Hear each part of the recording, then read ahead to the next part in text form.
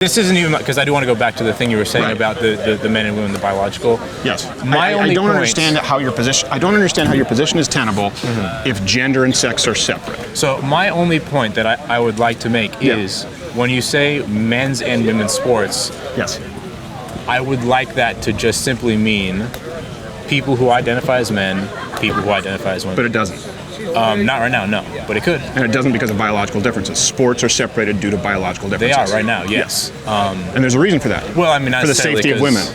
Well, and then it just goes back to the same argument. We kind of are going back to No, it's that not going back to whole the same argument. You haven't addressed it. For the safety of women. Well, we went back and forth on the data of does it actually harm women in the sense of like, because I mean, obviously you mentioned like broken orbital bones and all that stuff in combat sports, which injuries are going to happen in the realm of, obviously an orbital bone is a pretty serious, I mean, that's a bad one, but injuries are going to happen in the realm of combat sports, citing that as being as dangerous to women. Do you not believe that there would be more injuries occurring in contact sports if biological men just competed, if there were no men and women's divisions? Do you honestly not believe that that would drastically increase the chances of injury? Well, you know, I think... Come on, we have people who are walking CTE, right? The lifespan of an O lineman is somewhere in their 40s or 50s in the NFL, and these are 315, 340-pound men, and they're still having to deal with being hit. Do you honestly believe that if we didn't have men and women's division, that a female quarterback being sacked, that a female lineman, you really don't think that there would be an increase in dramatic injuries? Oh, no, there would, yeah, definitely. Good. But I would like to note that, like, obviously... It hasn't happened yet. Well, of course, there is, differences in men and women, like a big linebacker versus small. But I would like to point out that whenever you do talk about sort of biological differences between... Why do you do this? Sorry, yeah, I don't know. But whenever you talk about... Well, do you mean to do this, or was that accidental? Let's not read too deeply into it. I don't think it's really anything. Well, hold on a second. Is it because I am saying I think it matters. Biological males. Well, but you did this. Yeah. So let me get to the point. Is that when you do talk about biological distinctions, what you're really saying are physical, chemical distinctions between people, right? Like I could say that, a 6'6", 230-pound like linebacker versus like a college, like a freshman of the same age who's like 5'5" and like 180 pounds or whatever, is not going to be a fair matchup, right? But they're both men. But when you say biological differences, you're talking about physical, competitive advantages that people have regardless of biology. Regardless of what they are assigned at birth, as far as regardless of what biology determines them to be at birth.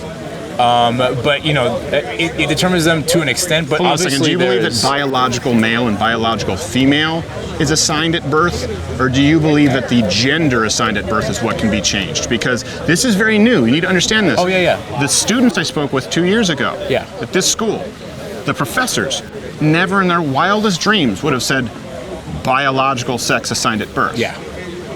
Are you suggesting that sex is being assigned rather than being intrinsic? Because that's a whole new thing.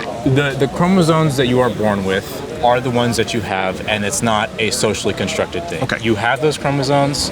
It determines a lot about your physical makeup and stuff like that. Good. But, and obviously there's intersex people and it's a spectrum and all that, and it's not a binary, but it is intrinsic, it is biological. You can't, just say that you don't have these certain chromosomes, but I don't think that's the argument people are making. So that would be my, Well, you don't think what is the argument? Every single person in this country thinks that it's unfair for biological males to compete against biological females. Oh, no, not in the realm of competition. I'm just simply saying, I don't think anybody is making the argument that you are not born with chromosomes that give you certain, that differentiate. Do you understand, though, that then your position is untenable? Because you're saying there is something that is innate, there is something that is intrinsic, right? There is something that's immutable. Yeah. But we need to throw that out the window as it relates to sports and go by gender, which is societal.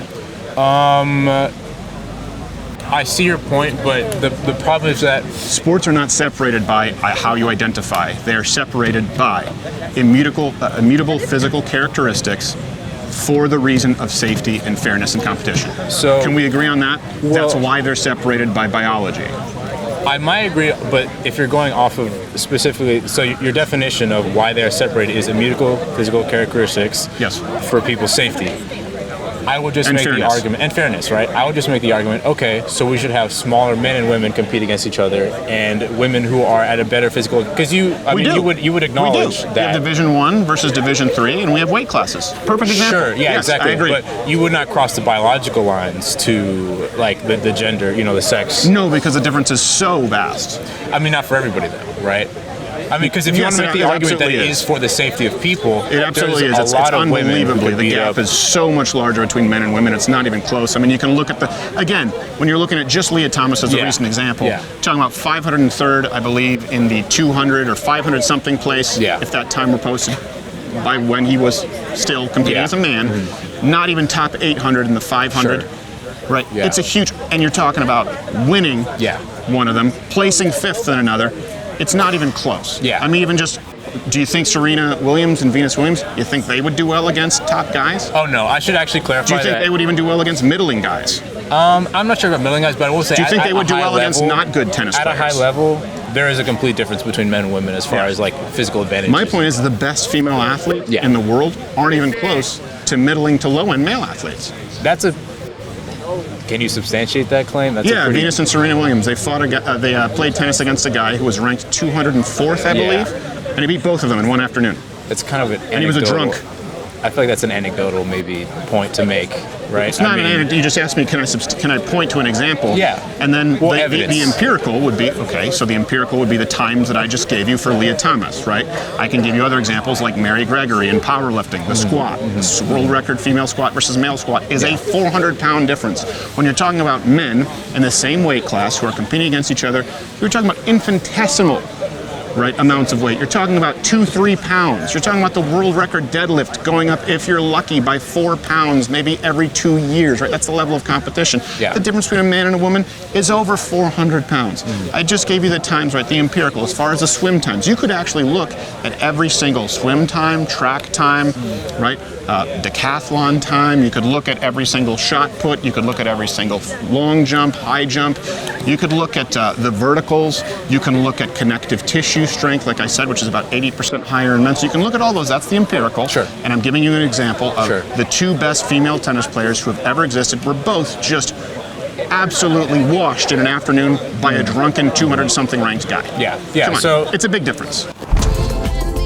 Watch Louder with Crowder live, Monday through Thursday, 10 a.m. Eastern.